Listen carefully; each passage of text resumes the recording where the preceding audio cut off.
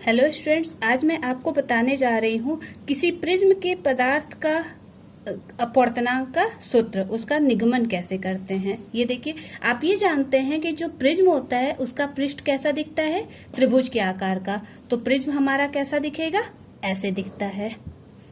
ये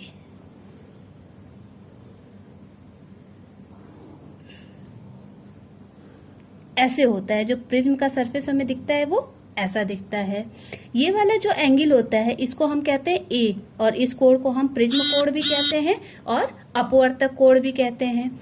ये वाला जो पृष्ठ होता है इस पर किरण आपतित होती है ऐसे, तो ये जो पृष्ठ होता है इसको हम कहते हैं अपवर्तक पृष्ठ। ठीक है, जब ये किरण यहाँ पर आपतित होगी तो इस पृष्ठ पर अगर हम अभिलंब खींचें ऐसे, तो आप ये जानते हैं कि जब कोई प्रकाश की किरण विरल माध्यम से सघन माध्यम में जाती है तो अभिलंब की ओर झुक जाती है।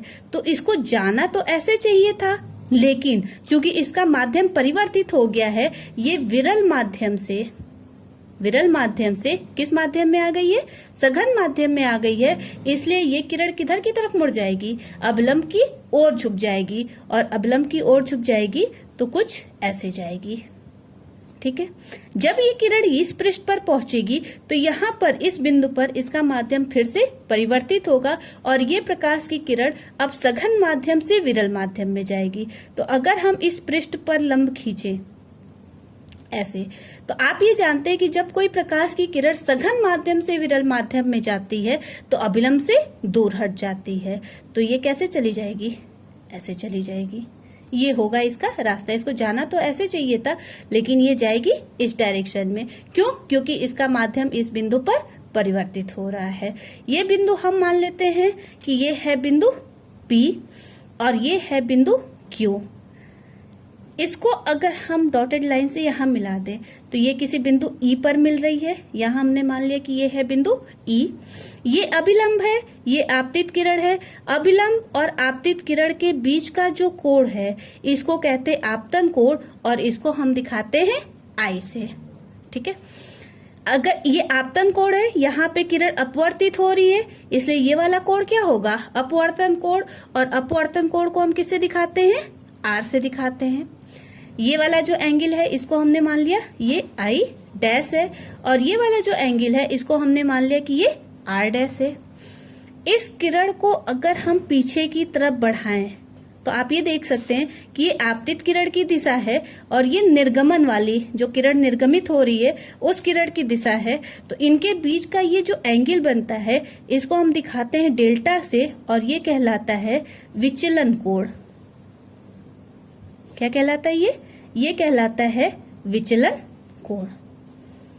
ठीक है, आप ये जानते हैं कि किसी भी चतुर्भुज में, किसी भी त्रिभुज में अगर हम यहाँ पे कोई बिंदु M मान ले, M, तो यहाँ पर ये देखिए त्रिभुज MPQ में, त्रिभुज MPQ में ये वाला जो कोण है इसको हम क्या कहेंगे, बहिष्कोण कहेंगे। इसको हम क्या कहेंगे, बहिष्कोण कहेंगे। और किसी भी त्रिभुज का जो बहिष्कोण होता है अपने सामने के दोनों अंतःकोणों के योग के बराबर होता है। यानी कि जो डेल्टा होगा वो किसके बराबर होगा, angle MPQ, angle MPQ plus ये वाला जो एंगल है ये MQP, तो ये होगा एंगल MQP में। तो डेल्टा इज इक्वल टू हो जाएगा angle MPQ plus angle MQP। और MPQ का मान कितना होगा, ये देखिए, ये वाला जो कोण है ये लाइन है और ये वाली लाइन है, ये ऐसे और ये ऐसे। आप ये जानते ऐसे अगर दो लाइनें एक दूसरे को काट रही हो तो आमने सामने के जो कोण होते हैं वो कैसे कोण होते हैं, शीर्षाभिमुख कोण होते हैं, और शीर्षाभिमुख कोण आपस में बराबर होते हैं। तो ये जो कोण होगा, ये वाला पूरा कोण, वो किसके बराबर होगा, I के बराबर।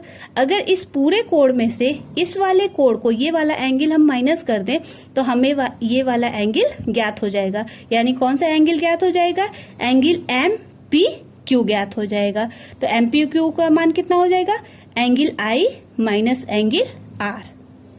ठीक है, सेम यहाँ पर हो जाएगा एम क्यू पी के साथ। ये वाला एंगल आई डैश है तो ये पूरा एंगल आई डैश हो जाएगा। आई डैश में से हम ये वाला एंगल आर डैश माइनस कर देंगे तो ये हो जाएगा angle I dash minus angle R dash. ठीक है, तो ये टोटल हो जाएगा इक्वल टू, हम लिख सकते हैं एक साथ, angle I plus I dash minus angle R plus angle R dash हो जाएगा। ठीक है, ये हमने मान लिया कि ये हमारा इक्वेशन फर्स्ट है। अब आप अपने चित्र में देखिए, यहां पर है ये ए पी ई आर, ये क्या बन रहा है, एक चतुर्भुज बन रहा है। ये क्या बन रहा है, चतुर्भुज बन रहा है। तो यहां होगा चतुर्भुज ए पी ई आर में। किसी भी चतुर्भुज में आमने सामने के कोणों का योग हमेशा कितना होता है, 180 अंश होता है। तो अगर हम ये वाला एंगल और ये वाला एंगल ऐड कर दे तो इन दोनों का योग कितना हो जाएगा, 180 अंश हो जाएगा। तो हम लिख सकते हैं angle A plus angle E is equal to 180 degree. ये हो जाएगा हमारा समीकरण 2। इसके अलावा आप ये जानते हैं कि किसी भी त्रिभुज में उसके तीनों अंतः कोणों का योग भी 180 अंश होता है। तो अगर हम देखें ट्रायंगल PEQ, ट्रायंगल या त्रिभुज PEQ, ये देख रहे होंगे आप, ये है PEQ, ये पूरा एक त्रिभुज बन रहा है और इसके तीनों अंतः कोण कौन कौन से होंगे, ये होंगे एंगल R, ये है अंतः कोण इसका R, प्लस एंगल E प्लस एंगल आर डैश, ये कितने के बराबर हो जाएगा, 180 अंश के बराबर हो जाएगा। इसको हम ऐसे भी लिख सकते हैं angle R plus angle R dash plus angle E is equal to 180 degree. ये हो गया थर्ड इक्वेशन। अगर आप इन दोनों समीकरणों की तुलना करें आपस में तो यहाँ देखिए आरएचएस में दोनों में 180 अंश है, एलएचएस में है angle A plus angle E, यहाँ पे R plus R dash plus angle E. अगर इनको हम ब्रैकेट में कर दे तो ये वाला जो पोर्शन है ये किसके बराबर हो जाएगा, एंगल ए के बराबर हो जाएगा। तो आप लिख सकते हैं समीकरण 2 तथा समीकरण 3 की तुलना करने पर